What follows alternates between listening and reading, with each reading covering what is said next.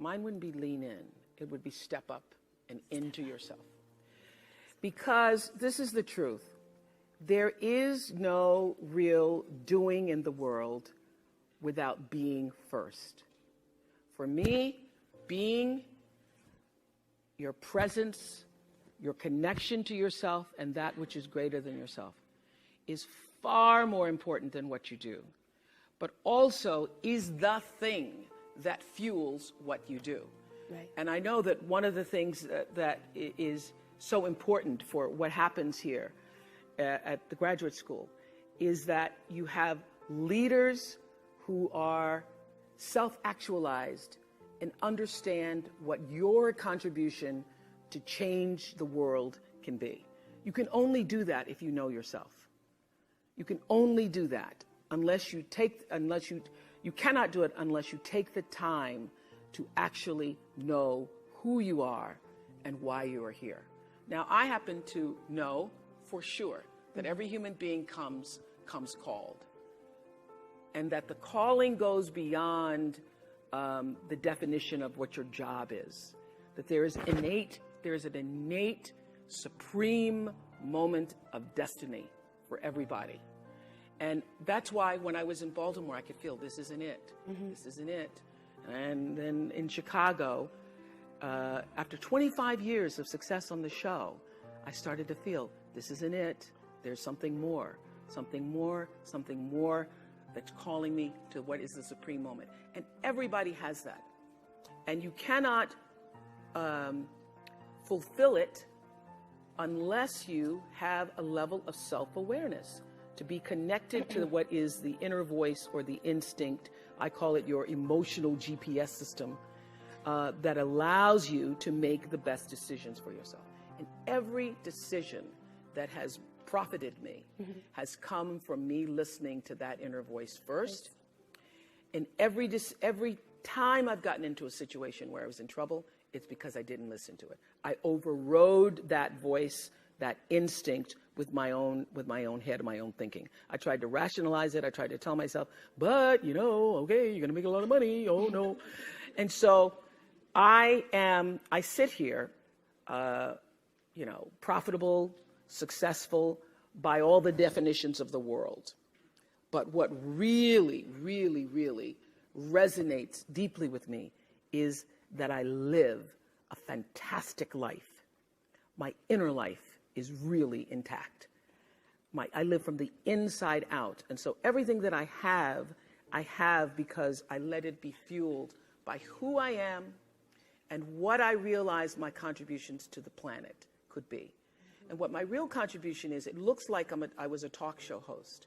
It looks like, I'm in the movies. It looks like, I have a network. But my real contribution, the reason why I'm here, is to help connect people to themselves and the higher ideas of consciousness. I'm here to help raise consciousness. So my television platform was to help raise consciousness. In the beginning, I didn't realize that. I thought, oh my God, I got a show! And it wasn't until I was interviewing the Ku Klux Klan one day. And can you imagine, all the great lessons come from things that are sometimes challenging. I was interviewing the Ku Klux Klan, and I thought, as an African American, oh, I'm going to get them. I'm going to show for every Jewish person, for every person who's been discriminated against. And during the commercial break, I saw the Klan exchanging signals and looks at each other. And then something inside, that instinct, I thought, I am doing nobody any good. They are loving this. They are using me. I think I'm doing an interview. They are using me. I did not know it at the time. I brought them on, actually, those same guys back for my last year. And they told me that they used that show for their recruitment. I could feel that happening. And I made a decision after that show. I'll never do anything like that again. I'll never let my platform be used, and I will not be used. And at the time, in the 90s, early 90s, everybody was doing confrontational television. And I thought I was above the fray, because I'm not like Jerry Springer. I don't do that.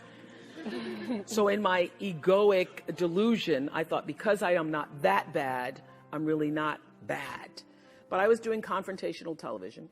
I thought I was exposing men with affairs. We happened to have a guy on who was talking about how he'd had an affair with his wife, and he was crazy enough to come on with his wife and his girlfriend.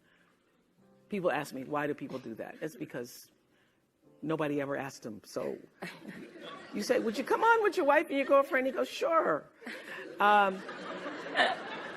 He was thinking. He was thinking. So he comes on with the wife and the girlfriend. This is a life-changing moment for me, the Klan and this moment. Mm-hmm. The wife is there, he's in the center, and the girlfriend. And he tells his wife, he announces, we were live television at the time, and he announced that to the world and to his wife that his girlfriend was pregnant. And I did, you see your face, your mouth's open right there. I did exactly that. I went, oh my God. And you could hear the gasp in the audience. And I literally, really, it still makes my eyes water to think about it. I looked at her face and I felt her humiliation.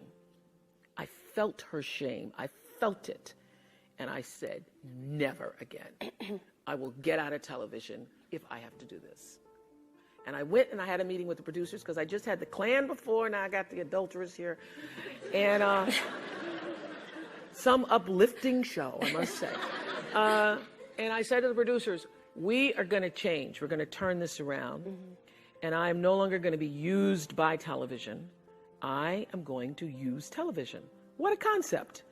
I'm going to use television as a force for, I didn't say at the time for good. I said, you know, let's think about what we want to say to the world and how we want to use this as a platform to speak to the world. How do we want to see the world change? How do we want to impact the world? And then let all of our shows really be focused and centered around that. I then said to the producers exactly what I said to you backstage. Mm-hmm. Do not bring me a show unless you have fully thought out what is your intention for doing it. Because if there's a religion or a mantra or law that I live by the third law of motion in physics, which is Stanford, which is for every action there's an equal and opposite reaction. That is my religion. I know that what I'm thinking and therefore going to act on is going to come back to me in a circular motion, just like gravity, like what goes up comes down. And so what also propels the action is the intention. So I don't do anything without being fully clear about why I intend to do it, because the intention is going to determine the reaction, the result, or the consequence in every circumstance. I don't care what it is. So I said to my producers, come to me with your intention at whatever it is, whatever shows you're proposing, whatever ideas you're proposing. And then I will decide based upon the intention, do I really want to do that? Is this how we want to use this platform? And that really is the secret to why we were #1 all those years, is because it was an intention-fueled, intention-based, coming out of purposeful programming. Yep. Yeah, that's what it was. Great. And mine wouldn't be lean in. It would be step up and into yourself. Because this is the truth.